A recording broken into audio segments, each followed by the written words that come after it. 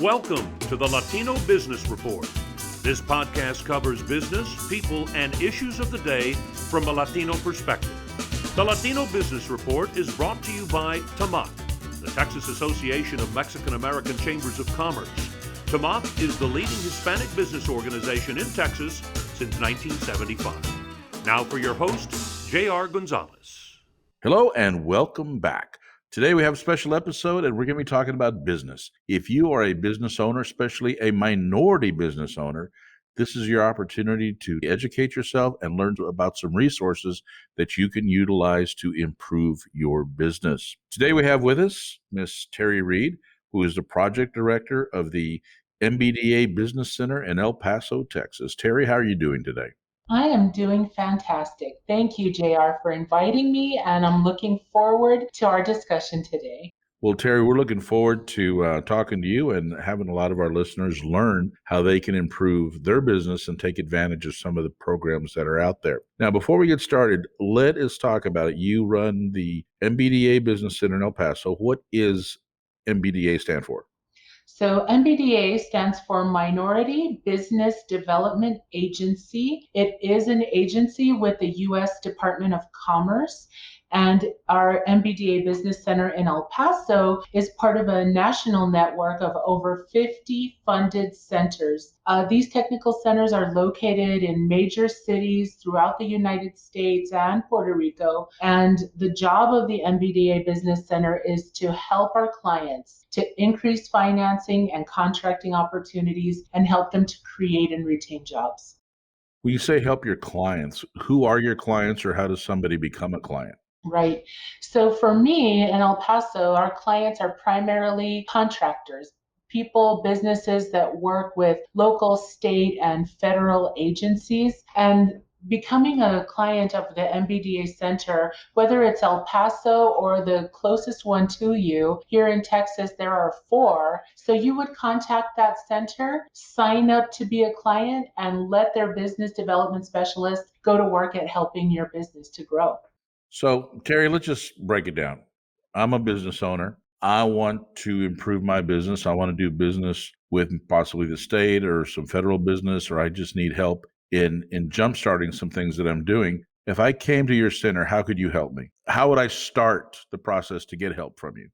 So again, give me a call, and I'm sure you're going to give my contact info, but I'll give it to you as well. Call me at 915-351-6232 and make an appointment to come in for a confidential assessment. I'm going to visit with you, find out all there is to know about your business, and talk to you about where you want to go with it. Who are your current customers and clients, and who do you want to do business with? And then we're going to look into our toolbox. Lots of resources, lots of information, and guide you to getting to that point that you want to be at with your company. For example, say you're a landscaper and you want to do work instead of just in residential areas with commercial businesses. How do I help you to become as attractive as possible to a commercial business? And there are a lot of ways to do it. Once we figure that out, we're going to tackle your marketing plan and really just move forward in a step-by-step process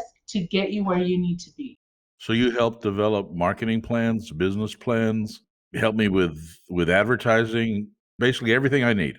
Basically everything that you need. And it would either be myself or one of the members of my team. We have business development specialists. The MBDA Business Center is operated by the El Paso Hispanic Chamber of Commerce. So we are a technical center within the chamber. So in addition to the MBDA that takes care of emerging businesses or those that are growing, we also have a women's center funded by the SBA that serves as our startup arm. So if you're a customer, a client, an entrepreneur that is just got a great idea and is not really sure where to go, you would be routed to the Women's Center to help you put together your business plan. If you are over 3 years old, you're going to come to me and my team, and we're going to help you with what you need for your growing business. When you say over 3 years old, are you talking like I'm like 63 right now? I mean, we talking Business. Oh, your business is Your 3 years old. business. Okay. Now, Terry, I'm not a woman, but I still would like to get some of the information or advantages that the Women's Center has. Do you have another component there that could be helpful to me? Well, absolutely. Our Women's Center was started over 20 years ago, and again, funded by the SBA, which specializes in business startup. So even though it is called the Women's Center, anybody can come to that center and get technical advice from our business counselors. As a matter of fact, 49% of the clients in the Women's Center are men. So our startup arm. You don't have to be Hispanic to be part of the chamber either. So, I mean, there's a little bit of misnomer with it, but really give us a call and let us put you in the right place. And then going back to the chamber, you don't have to be a member of our chamber to be able to get this assistance. I know that this podcast is going to be out there and available for businesses everywhere. We are a partner with PAMAC. We're a partner with a lot of the area Hispanic chambers. So if you are a member of any of those associations, we are happy to help you, and any client fees are waived. So I think that's important to know. Okay, so let me get this straight. The MBDA Business Center in El Paso is housed in the Hispanic Chamber of Commerce, which you do not have to be Hispanic to be a member of, who also handles the Women's Center, but you don't have to be a woman to be able to take advantages of the resources from that center. That's correct. That is correct. Okay, last question. I'm not in El Paso. I'm on the other side of the state. I want to do this, so I obviously, Terry, can't drive over and see you and have a meeting with you. Is there alternatives for people who are not in your immediate area to be able to take advantage of your resources? Oh, yes. So during COVID last year, I mean, Last year, this year, we're still in it.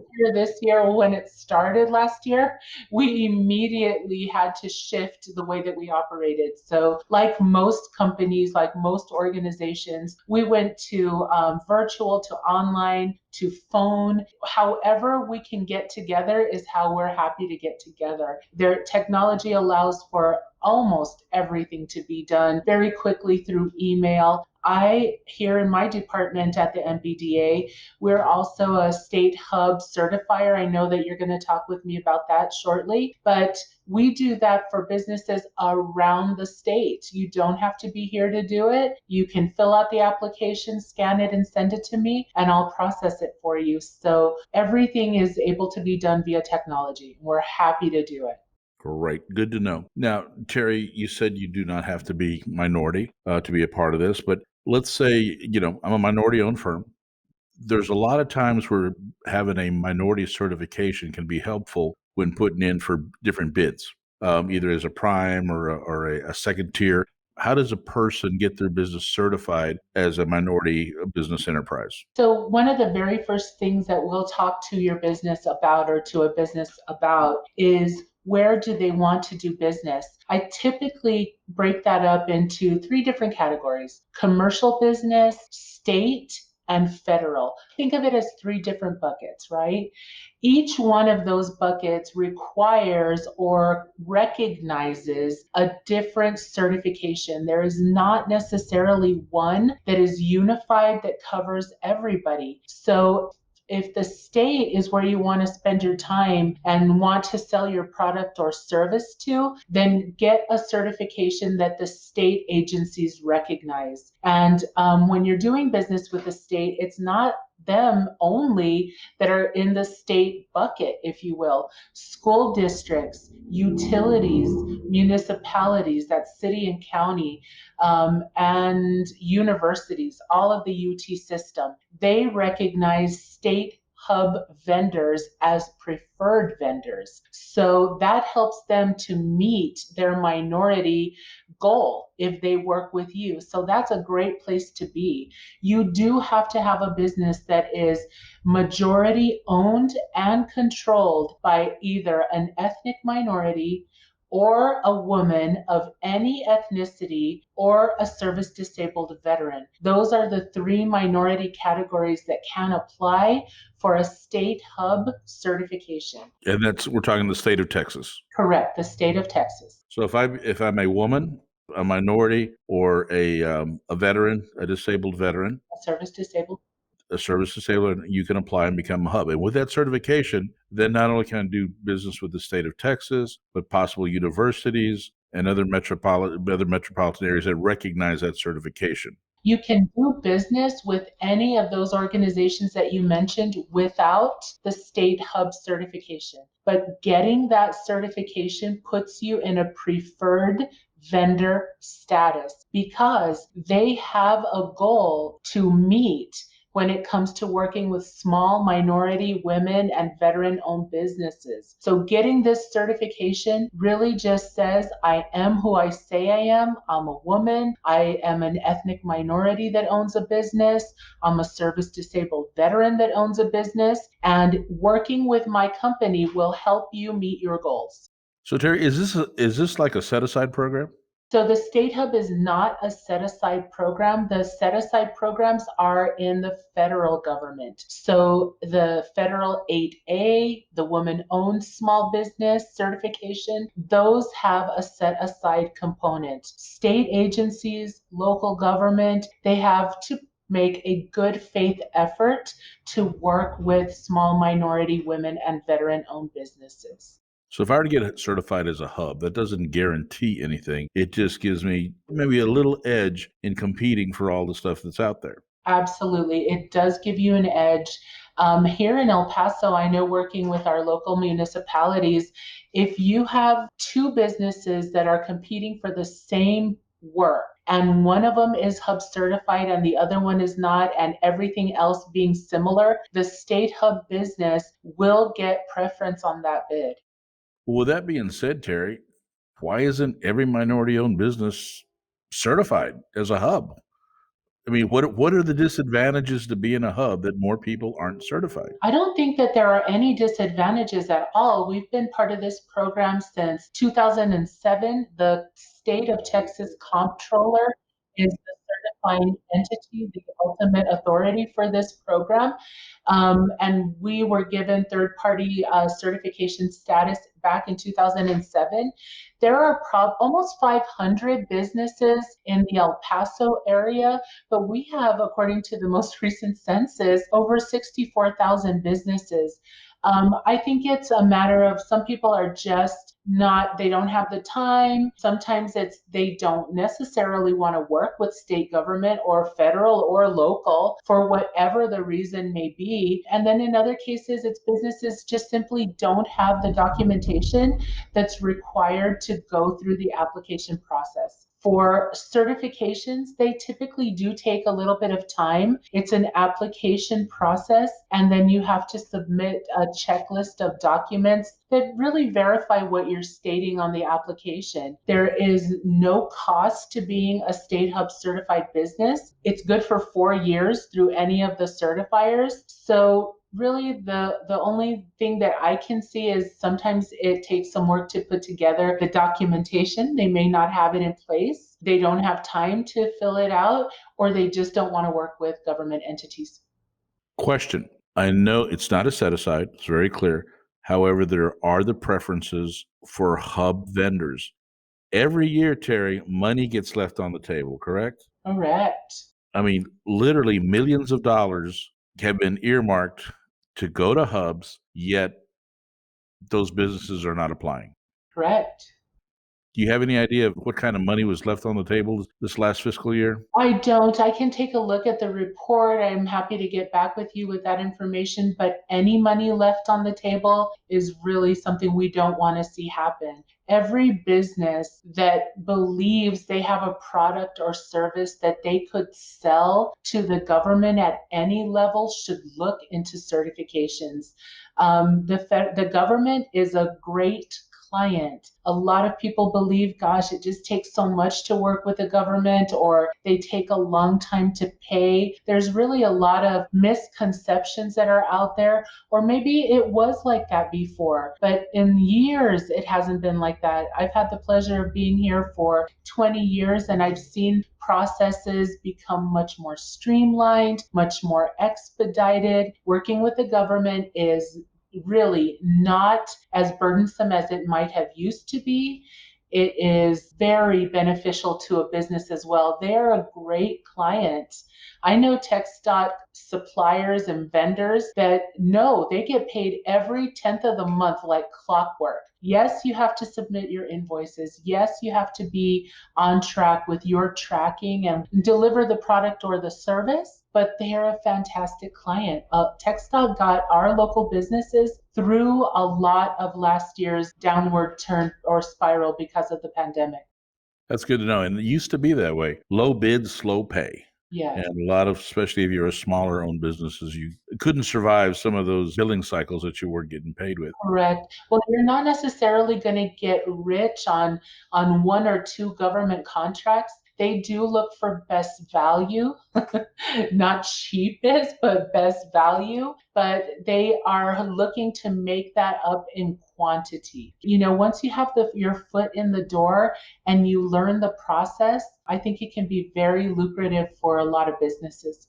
Absolutely. And you're right. Nobody's going to get rich, but I've known some businesses that have done very well. Yes, I guess it's all depends on your definition of rich. that's But correct. anyway, before we move on, hubs, historically underutilized business. As Terry said, if you are an ethnic minority, a woman, disabled vet, you can apply for this program. When it actually got started, it wasn't a set aside. It was a program that actually occurred from a disparity study. Mhm. There is a disparity study that people were saying, people of color, minority-owned businesses were going, this is not fair. It's a good old boy system. It's the same guys getting the contracts over and over and over, and it was literally a good old boy system. So after the disparity study was done, there was proof positive that the system was favoring white males.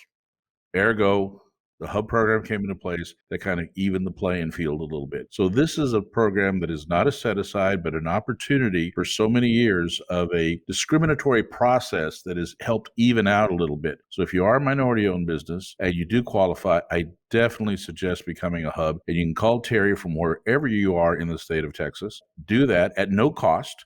And because your affiliation or you're actually listening to this show, the Latino Business Report, I just tell Terry you heard it here and she will take care of you. Terry, one more time, but your phone number is? So that's 915-351-6232. Perfect. So hub program, let's set that aside. What other programs do you have that we can talk about? Again, like I was mentioning earlier, the technical centers here at the chamber, both of us were awarded through the federal government some COVID response teams as well. So we know that every business has been affected by COVID in one way or another.